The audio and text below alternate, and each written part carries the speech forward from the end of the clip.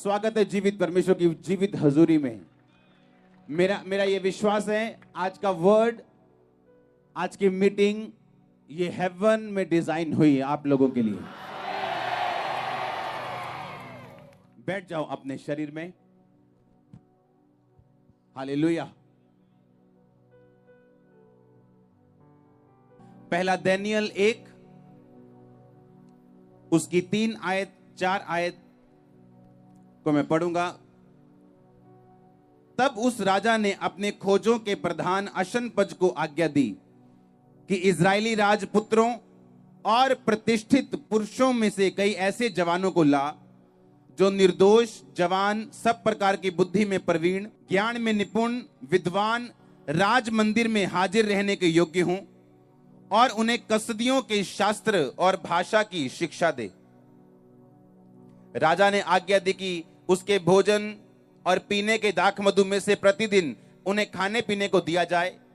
इस प्रकार 3 वर्ष तक उनका पालन पोषण होता रहे और उसके बाद वो राजा के सामने हाजिर किए जाएं।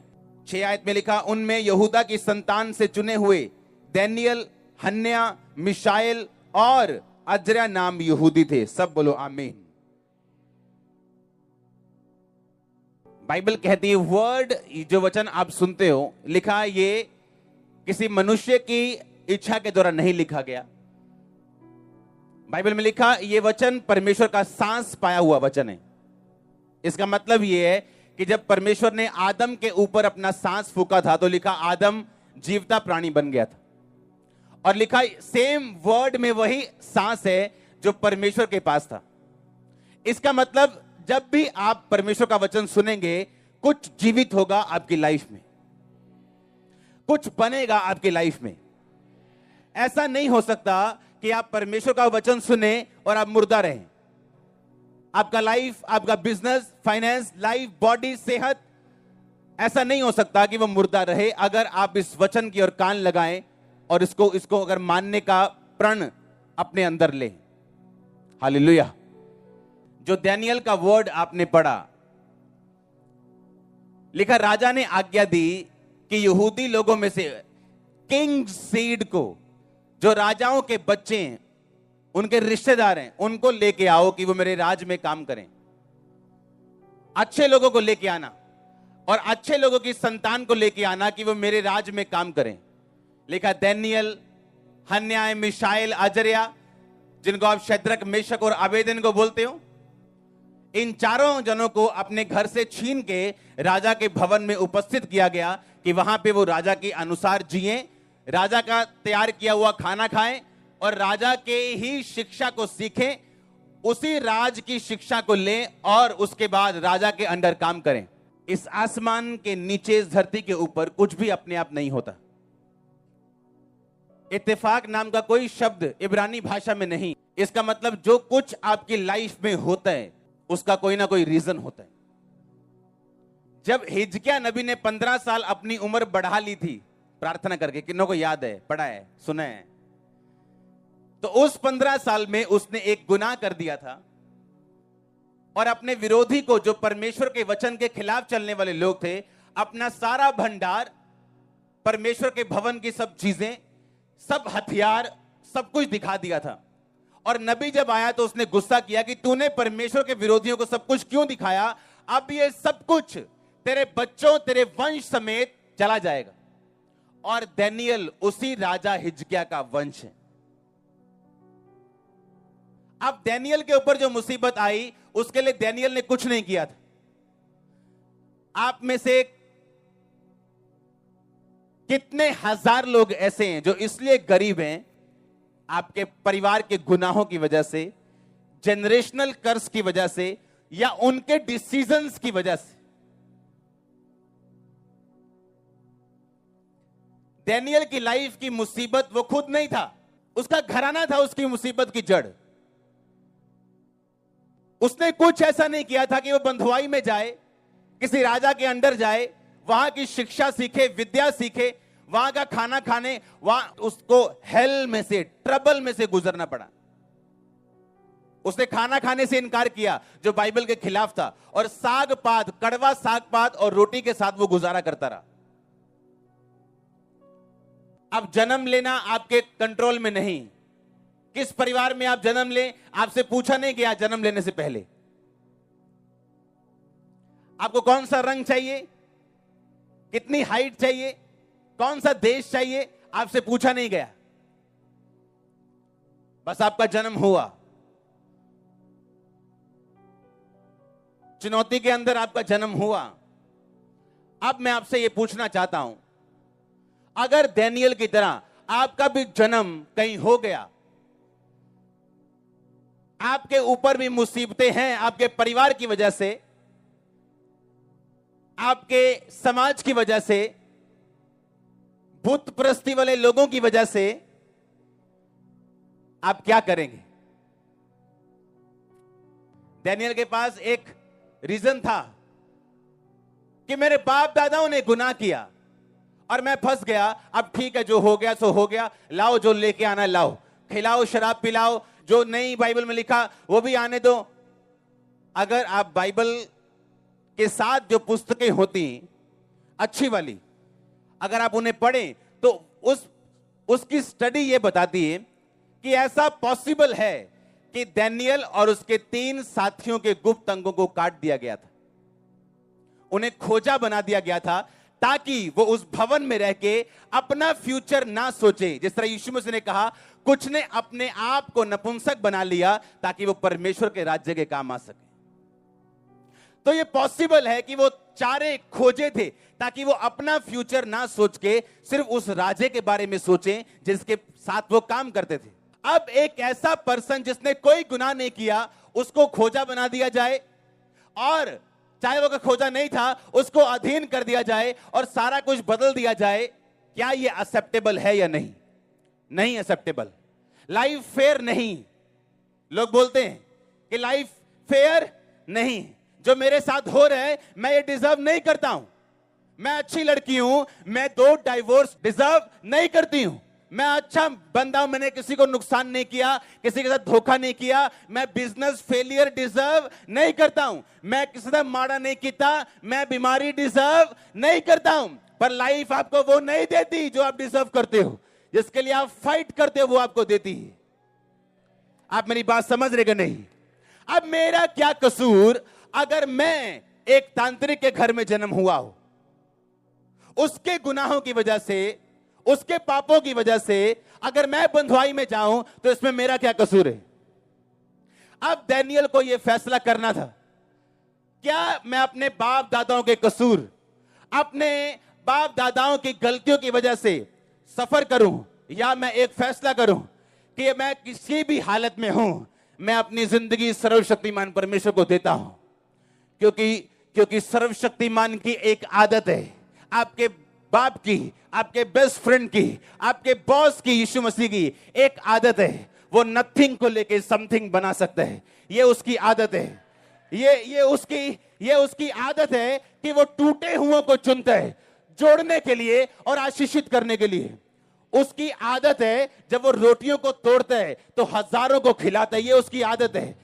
ये आपके और मेरे बॉस की, सुनो ध्यान से, ये उसकी आदत है। अब आपको फैसला करना है, अब आपको ये डिसीजन लेना है कि हाँ मेरा हो गया जन्म किसी घराने में, या ये बीमारी मुझे वंशों से मिली, या ये गरीबी मुझे वंशों के श्राप से मिली, तो क्या करेंगे आप? उस गरीबी में दारू पीने चले जाएंगे, उस गरीबी में खुदा को गालियां निकालेंगे, उस गरीबी में अपने बच्चों को पीटेंगे, अपनी वाइफ को पीटेंगे, हस्बैंड को गालियां निकालेंगे, या आप परमेश्वर के नजदीक जाने का फैसला करेंगे? दानियेल ने कहा अब जो होना था वो हो गया, अब अगर मैं परमेश्वर के साथ नहीं हूं तो मैं इससे डाउन नहीं जाऊंगा, इससे ऊपर तो नहीं आऊंगा। पहले ये बात ध्यान से समझो, आपके पास खोने के लिए कुछ नहीं। Hallelujah, nothing to lose. क्या कर लेंगे? दानियेल ने कहा क्या कर लेंगे? अब हमें बंद कर दिया, घर से दूर कर दिया, सब कुछ खत्म कर दिया, अब क्या कर लेंगे? अब या तो नीचे जाएंगे और खुदा को नहीं मानेंगे और नीचे जाएंगे, बंधुआई में और छितर पड़ेंगे। फैसला किया कि नहीं, कुछ भी हो जाए बाइबल के खिलाफ नहीं चलेंगे। राजा के बंदे को आज्ञा दी कि हम ये खाना नहीं खाएंगे जो बाइबल के खिलाफ है, हमें तो 7 पात दे दे और 10 दिन बाद हमारे फेस को देख वो दूसरे लड़कों से ज्यादा शाइन होंगे। यानी वो डिटरमिन्ड था, वो फैसला कर चुका था कि एनीथिंग, शैतान अपना बेस्ट शॉट दे, जब मेरा टाइम आएगा मैं अपना बेस्ट दूंगा। उसने बेस्ट शॉट खाए, शैतान के बेस्ट शॉट उसने खाए, पर उसका टाइम जब आया उसने बेस्ट मारे हैं शैतान को। क्या करेंगे आप? क्या कुछ नहीं कर सकते। अपने वंश के विषय में आप कुछ नहीं कर सकते, जहां से आप निकले आप कुछ नहीं कर सकते, पर आप एक फैसला कर सकते हो कि मैं इन वंशों के श्राप से आजाद होऊंगा। जो मुसीबतें पीछे से चलती आ रही, मैं फैसला करूंगा खुदा के साथ खड़े होने के लिए। मैं ये फैसला करूंगा कि मैं अपनी लाइफ परमेश्वर को दूंगा और मैं अपनी लाइफ बाइबल के वचनों के अनुसार चलाऊंगा। मैं ये फैसला करूंगा। हालेलुया।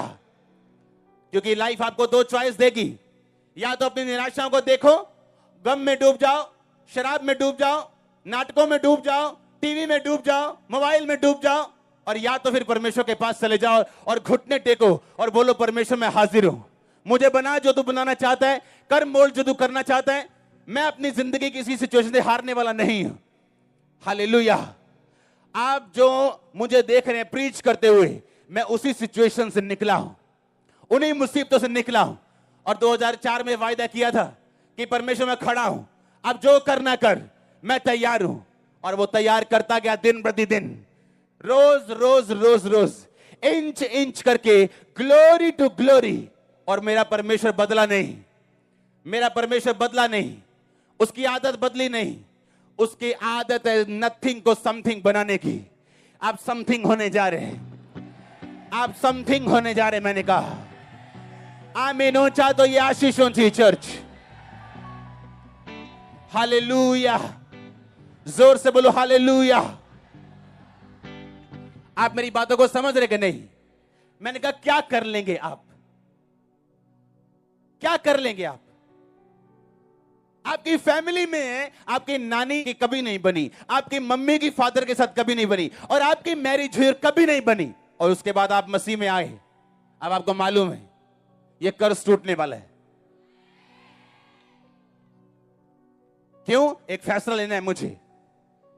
या तो जो मेरी नानी ने किया मैं वो करूं, जो मेरी मां ने किया मैं वो करूं, कि बाप की तरफ ध्यान ही मत दो, अपने काम में बिजी हो जाओ, मासी के साथ बिजी हो जाओ, बुआ के साथ बिजी हो जाओ, सहेलियों के साथ बिजी हो जाओ, और घर को सॉल्व करने की बजाय एक अलग दिशा दे दो।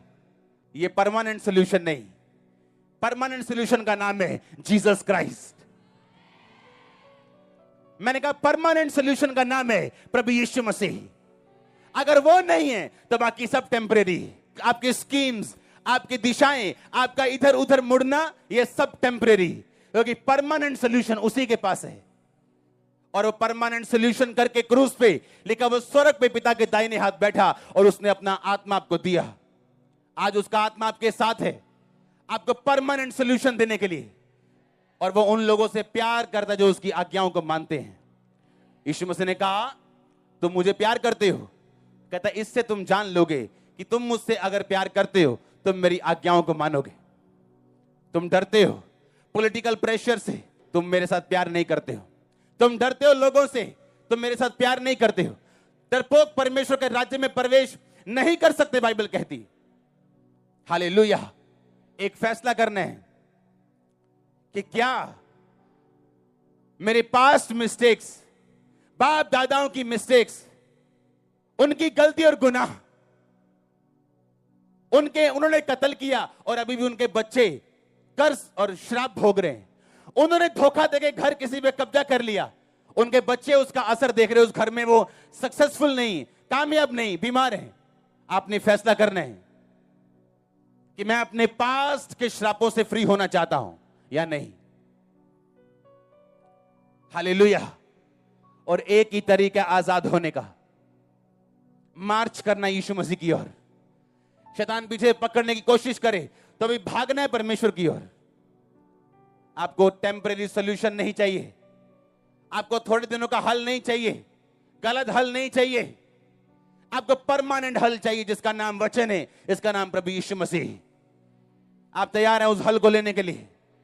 आप तैयार हैं परमेश्वर की ओर बढ़ने के लिए? ऐसा करना पड़ेगा और कोई हल नहीं हमारे पास, कोई प्लान बी नहीं। जीसस के पास एक ही प्लान है, प्लान ए। क्योंकि जब एक प्लान फेल होता है तो आदमी दूसरा प्लान पकड़ते हैं, और जीसस नेवर फेल्स, वो कभी फेल नहीं होता, उसका प्लान कभी फेल नहीं होता। आपने सीधी राह पकड़ ली, पकड़ के रखना, the best is coming next. अब डैनियल के पास फैसला था, मुझे क्या करना है, क्या जो दुनिया कर रही मैं वो करूं? बाकी भी तो बच्चे आए हैं दूसरे देशों से, वो भी तो खा पी रहे हैं, मुझे क्या प्रॉब्लम है? जैसे उनकी जिंदगी वैसे मेरी जिंदगी। या मेरे अंदर को मालूम है कि ये सही नहीं, मुझे फॉलो करना है। मैं अलग किया गया हूं, निज प्रजा हूं, चुना गया हूं, राजपदधारी हूं, अलग किया गया हूं। मैं लोगों के जैसे नहीं चल सकता हूं। बाकी यूथ जिस तरह चलता है मैं वैसे नहीं चल सकता हूं। बाकी लेडीज जो करती हैं अपने घर में मैं वैसे नहीं कर सकती। बाकी मर्द जो करते हैं घर के बाहर जाके मैं वैसे नहीं कर सकता। मैं अलग हूं। हालेलुया। मेरा प्लान अलग है, टारगेट अलग है। आपने इस टारगेट के अनुसार चलना भी। आमीन। आपको यह बात देखनी है कि लाइफ फेयर नहीं, लाइफ फेयर नहीं है, यह पक्की बात है। लाइफ आपको वो नहीं देती जिसके आप हकदार हो, जिसके लिए आप फाइट करते हो वो देती। आप वचन पे खड़े हो जाओगे और घुटनों पे लड़ोगे प्रार्थना में, लाइफ आपको सब देगी। मैंने कहा लाइफ आपको सब देगी, हाथ जोड़ के देगी, देगी आपको। इस दुनिया में बेचारों की कोई जगह नहीं, बेचारों की कोई जगह नहीं, फाइटर्स की है। आमीन।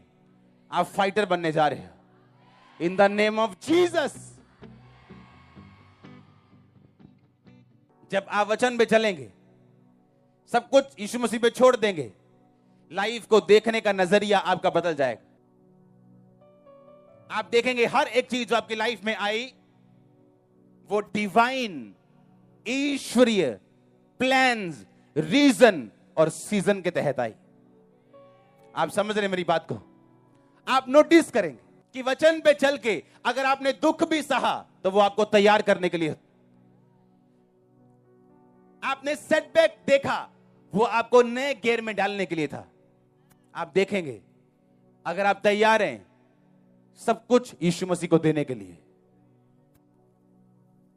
उसके बाप दादाओं ने गलती की नहीं की? अगर डैनियल भी वही गलती करता तो जो बाप दादाओं के कारण आया था वो बना रहता। कुछ के बाप फेल हैं व्यभिचार के कारण। अब सेम स्ट्रगल बेटे की लाइफ में। अब उसे फैसला करना है कि मुझे भी वही राह पकड़नी है बापा वाली, या मुझे पवित्रता में जीना है। अगर वो स्ट्रगल मेरे बाप की गलती की वजह से आया तो वो जाएगा कैसे अगर मैं भी सेम मिस्टेक करूंगा? आप समझ रहे कि नहीं? उन गलतियों की वजह से आप फंसे हो और अब आप खड़े रह के निकलोगे, उन गलतियों को दोहरा के नहीं। परमेश्वर का राज्य वायलेंस में है लिखा। वायलेंस मतलब बलपूर्वक कहता है उसमें प्रवेश किया जाता है। आपको वायलेंस यूज करनी, शराब के खिलाफ सख्ती इस्तेमाल करनी, कुछ कड़े नियम कानून बनाने लाइफ में, अगर आप नहीं चाहते बाप दादाओं की गलतियों में फंसना।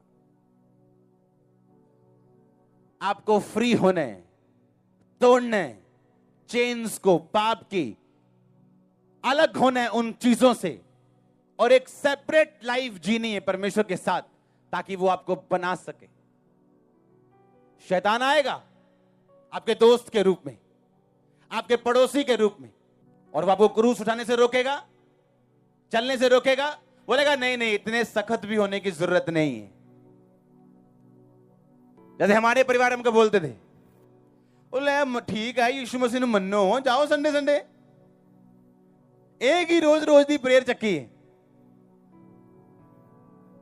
किसी को नहीं मालूम आप क्या कर रहे हैं। सुनो, मालूम होगा जब रिजल्ट आएगा, और रिजल्ट के लिए आपको वो चीजें करनी नहीं पड़ेंगी, आपको लगातार करनी पड़ेगी। मैंने कहा वो करनी नहीं पड़ेंगी, क्या करना पड़ेगा? लगातार करनी पड़ेंगी। प्रेयर करना बड़ी बात नहीं, बहुत उठे ऐसे उठे भुटुस एक पटाखा पे पता नहीं कितने गायब। शुरली मत बनो, सैटेलाइट बनो, फिर सदा पिक्चरें भेजते रहो। आमीन। डाउनलोड करते रहो हेवनली प्रोजेक्ट्स को। मैंने कहा फिर सैटेलाइट बनो और सदा खड़े रहो और अड़े रहो। सैटेलाइट पे मौसम का कोई फर्क नहीं पड़ता, वो मौसम से ऊपर होता कि नहीं? नीचे बारिश है, तूफान है, बाढ़ आई है, सूखा पड़ गया, सैटेलाइट अपनी जगह खड़े है, ऊपर कोई बारिश नहीं, बादलों से ऊपर है, एटमॉस्फेयर से ऊपर है, गैसेस से ऊपर है। हालेलुया। फैसला करना है आज। अगर तो वही कुछ करना है जो आपके बाप दादा करते, दोस्त करते, यार करते, करो, फिर क्या दिक्कत है? तो जो रिजल्ट है वो तो है ये। यीशु मसीह ने कहा तुम अपने पापों में मरोगे। किसने मना किया? करो। परमेश्वर ने हमें फ्री विल दी है। कोई शराब पीने जाए तो वो उसके हाथ तो नहीं पकड़ता, पर कहता तुम हर एक बात का न्याय करवाओगे, अच्छी हो चाहे बुरी हो। कईयों के बाप दादे अच्छे हैं,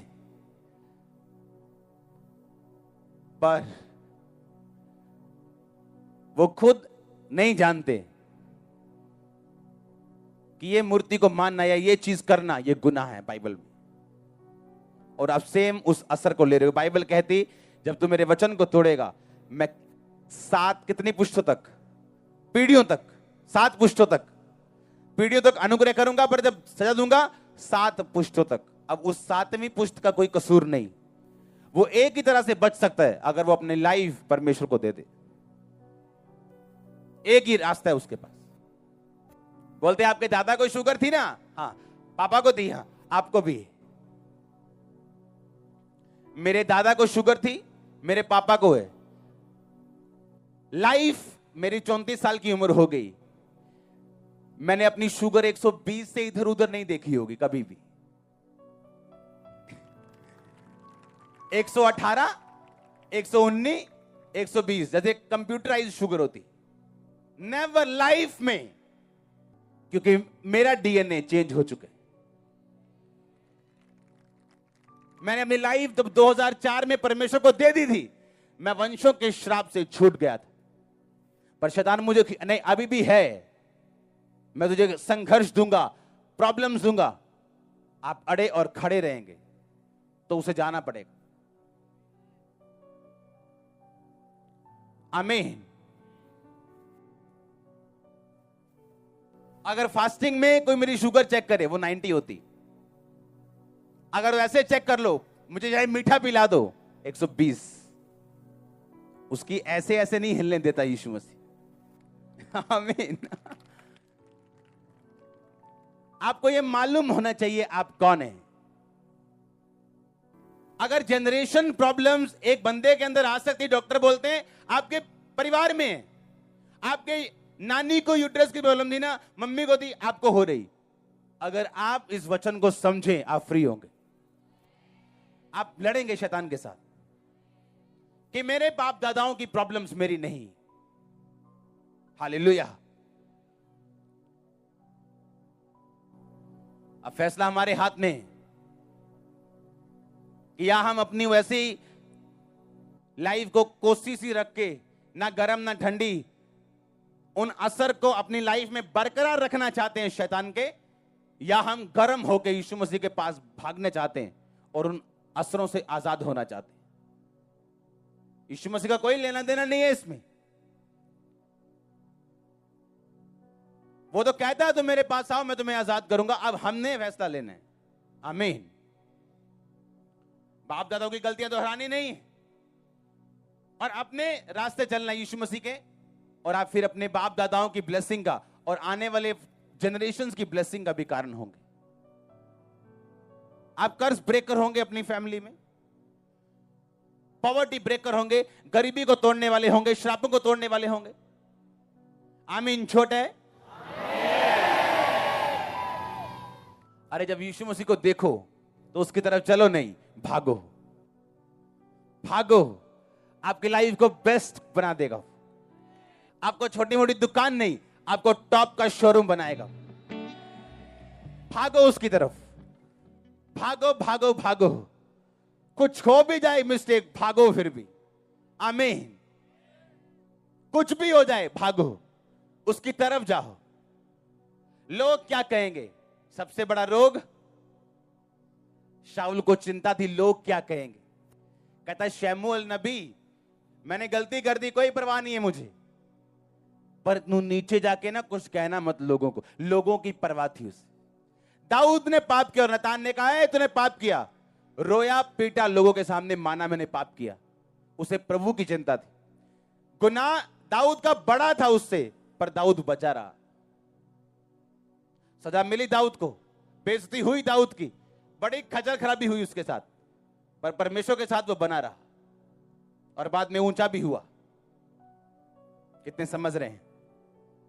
लोग क्या कहेंगे, ये शाऊल की चिंता थी। परमेश्वर मेरे बारे में क्या सोचता है, ये दाऊद की चिंता थी। और परमेश्वर ने कहा मुझे मेरे मन के मुताबिक चराने वाला एक चरवाहा मिल गया, एक अगुआ मिल गया। लाइफ को बनाओ ब्यूटीफुल, बनाओ उसे। तुम्हारे हाथों में पावर ऐसे बनाने की। मैंने कहा बनाओ इसे ब्यूटीफुल, ग्रेट बनाओ इसे, कि लोग आपको देख के आपकी जैसी लाइफ देखने की कामना करें। और ऐसा होता नहीं जब तक आप फैसला ना लें। आपको डिसीजन लेना है। मैं आपको प्रोफेटिकली बता रहा हूं, 10 फेलियर आए आपकी लाइफ में, कोई प्रॉब्लम नहीं। जब 11वीं सक्सेस आएगी, लोग भूल जाएंगे फेलियर्स।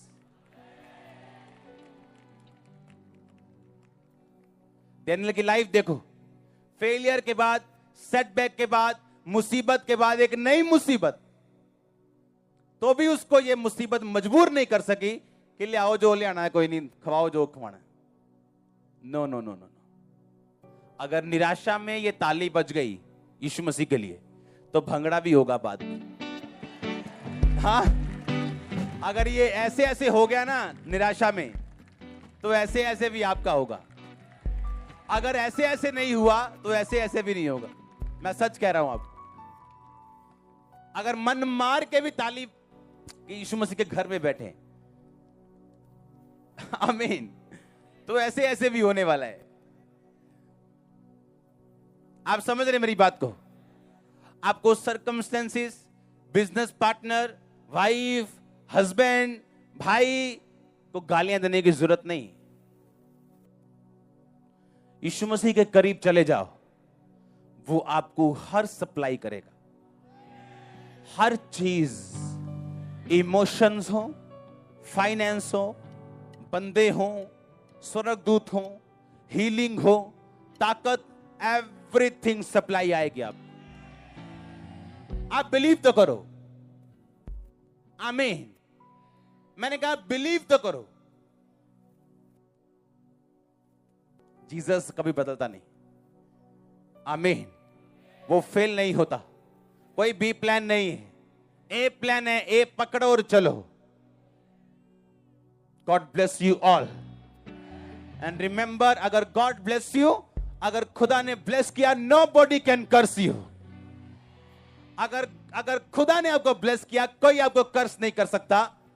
मैंने कहा God bless you all. God bless your finances, God bless your business, God bless your bodies, God bless your children. खुदा आपको आशीषित करे पूरी रीति के साथ। आमीन। ऊंचा आशीष ऊंची। परमेश्वर के वचनों को सुनने के लिए हमारे चैनल को सब्सक्राइब कीजिए और हमारी लेटेस्ट वीडियो सबसे पहले देखने के लिए बेल आइकन को प्रेस कीजिए।